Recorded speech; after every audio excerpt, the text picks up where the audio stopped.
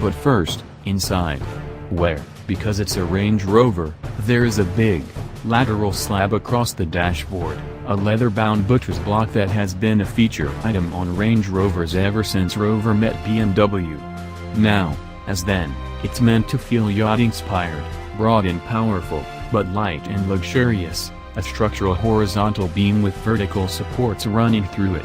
It's the feature that really established a Range Rover's interior as one to send postcards home about. One, surely, benchmarked by, among others, Volvo when creating the new XC90. But there are two things about the addenda surrounding it this time. First is the Velar's perceived material quality. On the face of it, things are great, the leather is good. Jaguar Land Rover, JLR, talks about using the same high-end stitching and fabrics as top models, but it flatters to deceive in places. Not everything can be leather, and on lower bits of the cabin, there are harder plastics, some scratchy, which seatbelt buckles have already given a hard time. Some of the metallized plastics don't convince you well enough that they're not plastics, aside from providing an authentic, overly harsh glare in bright sunlight. Compared with, say, a Porsche Macan, the Velar is visually a lot more arresting. But while dark, rubbery plastics are boring, they're not blinding, either. I'm probably nitpicking, mind. But it strikes me that Volvo does it better. And the XC90, in terms of airiness and finish, is probably the Velar's closest benchmark. It's also a car that, like the Velar, has a predominantly touchscreen infotainment system. But here's point 2 of note about the Velar, this thing now has a proper one.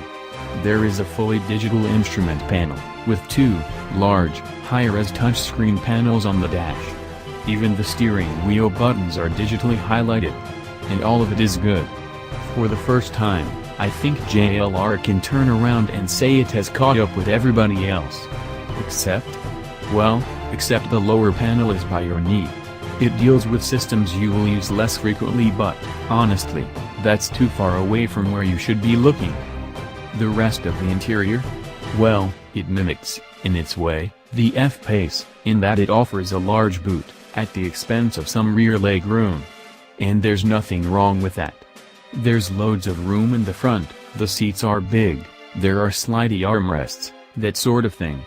I wouldn't mind if the steering wheel reached a bit closer to me, but it is a good wheel. And there's enough room in the back. I'm 5 feet 10 and could sit behind my own driving position quite comfortably. Besides which, you get quite a lot more boot space this way, 673 liters versus a Macan's 500, if you're interested.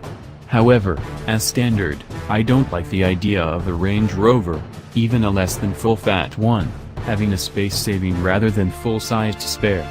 This is an off-roader, after all.